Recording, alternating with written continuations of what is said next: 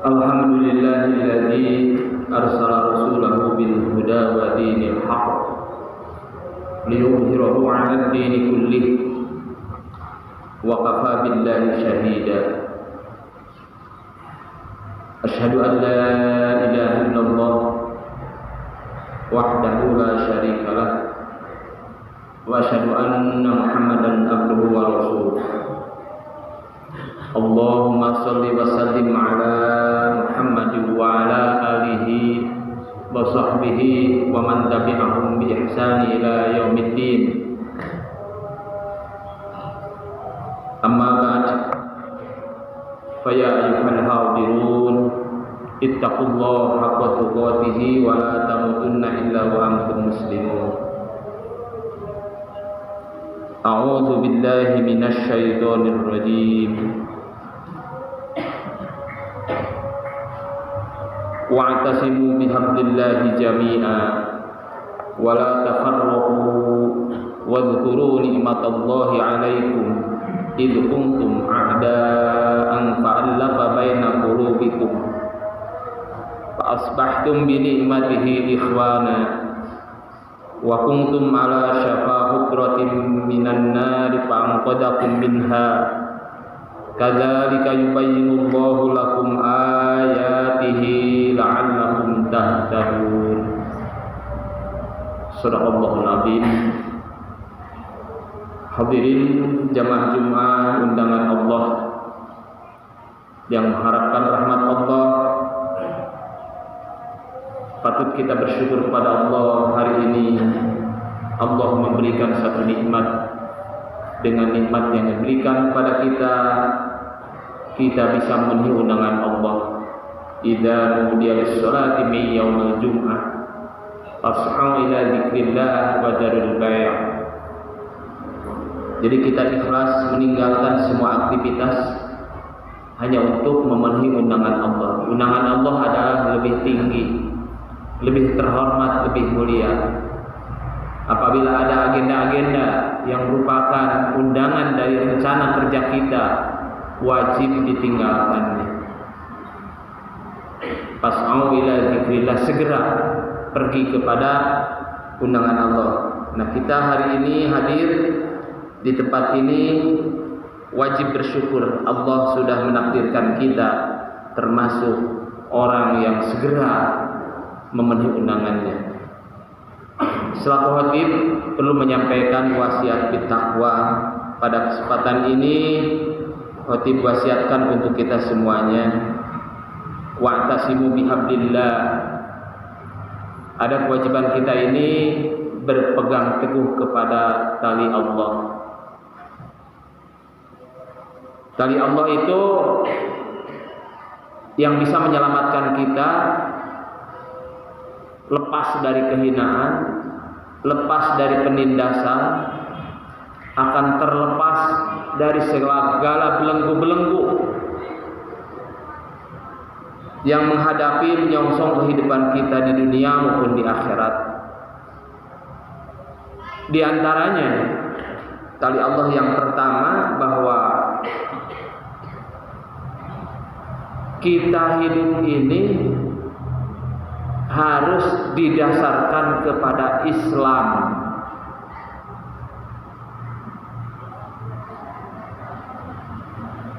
Di mana kita berada, posisi dalam keadaan apapun, mempunyai jawatan apapun, mempunyai pangkat gelar apapun, mempunyai harta kekayaan apapun, dasar hidup kita hanya Islam.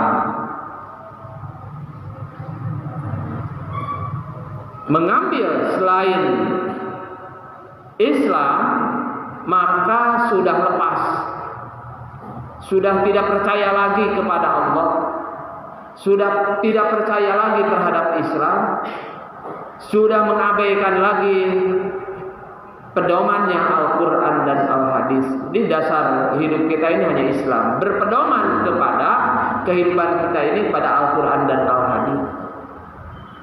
Hidup di negara manapun, kehidupan kita ini di dunia harus dasarkan Islam dan berpedoman kepada Al-Quran dan Al-Hadis. Selain dari itu, kita akan mendapatkan kehinaan, mendapatkan belenggu-belenggu yang besar.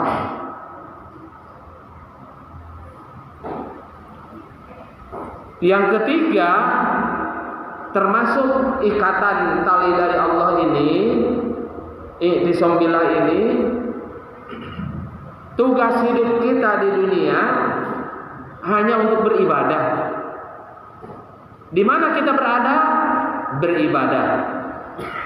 Baik di tempat suci maupun di tempat yang kurang suci, yang kotor, di tempat yang banyak orang, di tempat mana saja di alam dunia ini, tugas kita ibadah. Di tempat yang kotor, umpamanya pasar, WC, tetap bahwa kita harus melakukan dan sedang ibadah. Ketentuan dan aturannya ada. Kita sedang kerja di mana saja, adalah tugas kita ibadah. Kalau dalam tugas kita ibadah, ini sedang melaksanakan tugas, maka kita diperintahkan oleh Allah, karena tidak mungkin kita tanpa ada komunikasi sosial dengan yang lainnya. Allah memerintahkan untuk berkomunikasi, untuk tolong menolong, bantu membantu, ta'awanu 'alal birri wat taqwa. Tolong menolong hanya ada dalam kebaikan dan takwa. Bila diketahui kita ini sedang beribadah di tempat mana saja, ada kita harus membantu menolong di luar takwa, di luar kebaikan, itu kena larangan Allah, wala ta'awanu 'alal itsmi wal 'udwan. Tidak boleh tolong menolong dalam dosa, umpamanya yang kecil. Kalau kita tahu itu tempat bekerja kita, tempat bekerja ini adalah menciptakan dosa, umpamanya pabrik komunikasi itu mungkin berita-berita, kita kerja dalam berita-berita yang mencaci Islam, yang menginformasikan perbuatan-perbuatan pelacuran, perbuatan jahat. Kita kerja di sana, itu termasuk bekerja sama dalam dosa. Atau juga bekerja sama menolong, ta'awun itu 'alal itsmi wal 'udwan, sebagaimana fatwa MUI. Kondisi hari ini MUI memfatwakan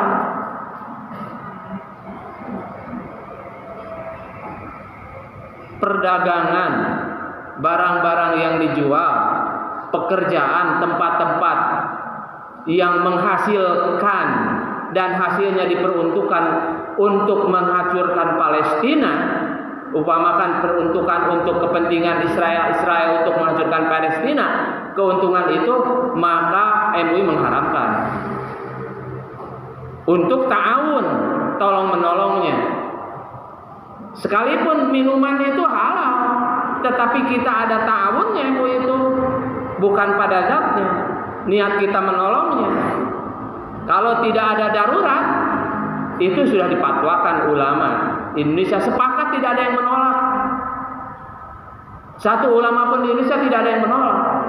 Maka diupayakan produk-produk apa saja gitu, di mana produk itu menghasilkan keuntungannya baik semuanya ataupun sebagian diperuntukkan untuk menghancurkan Islam, salah satunya adalah Palestina, maka produk itu menurut MUI diharamkan bagi umat Islam untuk membantu, karena wala ta'awanu 'alal itsmi wal 'udwan, menciptakan terus-menerus permusuhan.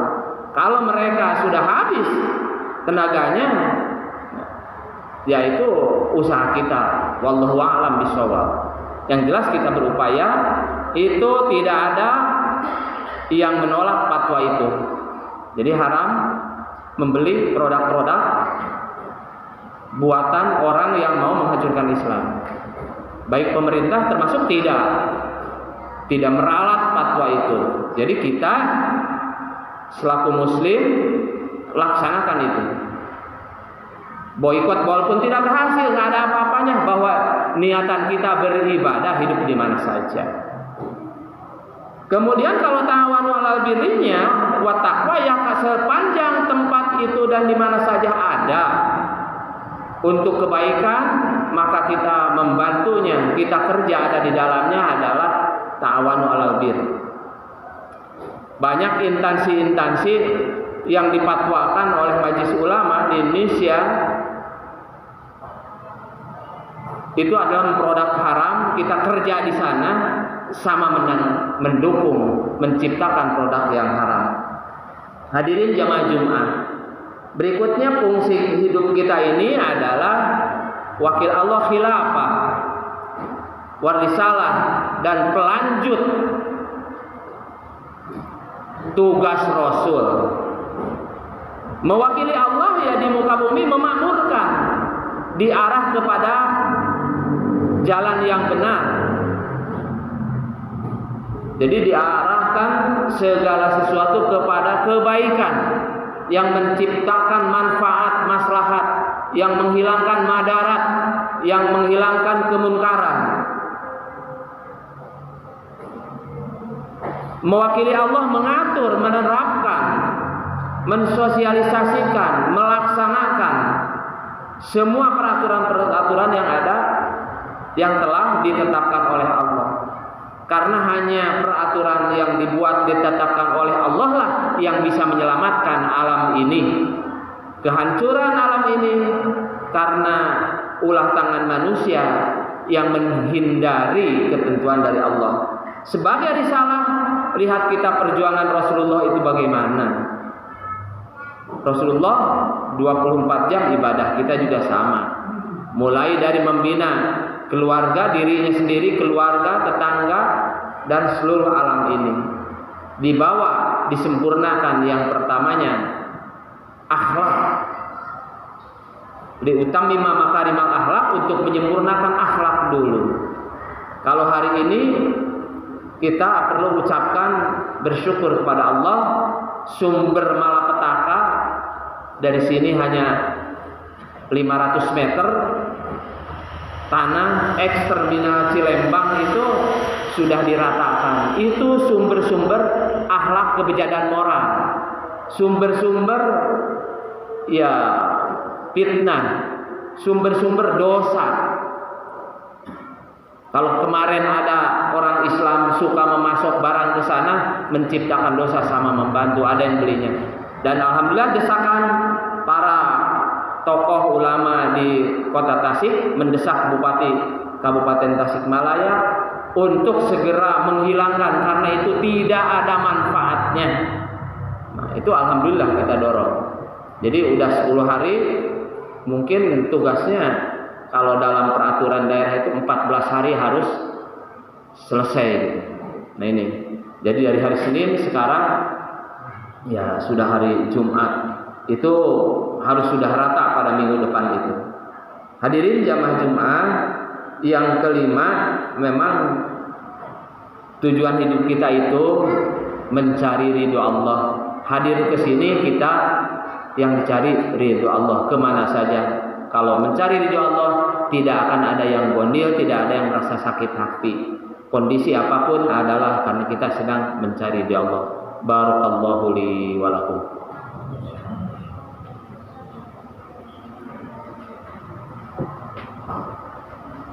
Alhamdulillahirabbil alamin wa bihi nasta'inu ala umuri dunya waddin. Wassalatu wassalamu ala asyrofil anbiya'i wal mursalin wa ala alihi wa sahbihi wa man tabi'ahum bi ihsan ila yaumiddin. Hadirin jamaah Jumat, banyak kita ini harus berpegang teguh pada tali Allah. Di antaranya baru disampaikan tadi ada 5 hal. Untuk ini kita berdoa, mudah-mudahan kita bisa melaksanakan komitmen terhadap ya ketentuan Allah itu, tali dari Allah itu.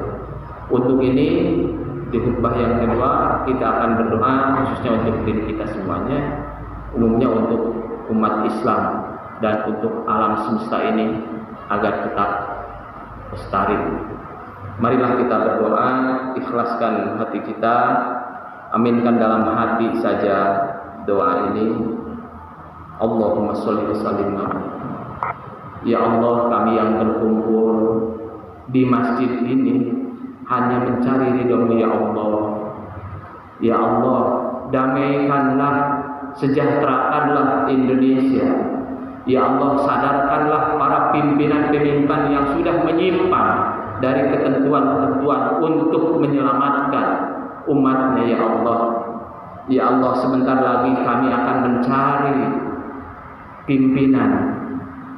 Berikanlah kepada kami ya Allah pimpinan yang mengerti Islam, yang mempertahankan kebaikan dan kebenaran, yang mempertahankan keselamatan, yang menciptakan perdamaian ya Allah. Jauhkanlah ya Allah pimpinan di Indonesia ini yang mau menghardik mencaci umatnya, yang membuat beban bagi umatnya, yang jauh dari kebenaran.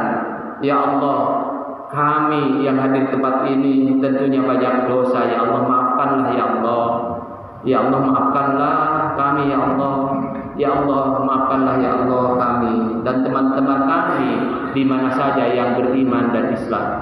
Ya Allah, beri bekalah kami dalam mengemban amanah ini, bekal dari wahyu-Mu ya Allah, hidayah, bekal ilmu, bekal harta, bekal saudara-saudara kami yang bisa membantu menegakkan agama-Mu ya Allah. Allahumma inna nas'aluka salamatan fid din wa afiatan fil jasadi wa ziyadatan fil ilmi wa barakatan fil rizqi wa taubatan qabla al maut wa rahmatan indal maut wa maghfiratan ba'dal maut. Allahumma hawwin alaina fi sakaratil maut wan najata minan nar wal afwa min hisab. Rabbana atina fid dunya hasanah wa fil akhirati hasanah wa qina adzabannar. Subhana rabbika rabbil izzati amma yasifun wa salamun alal mursalin walhamdulillahi rabbil alamin.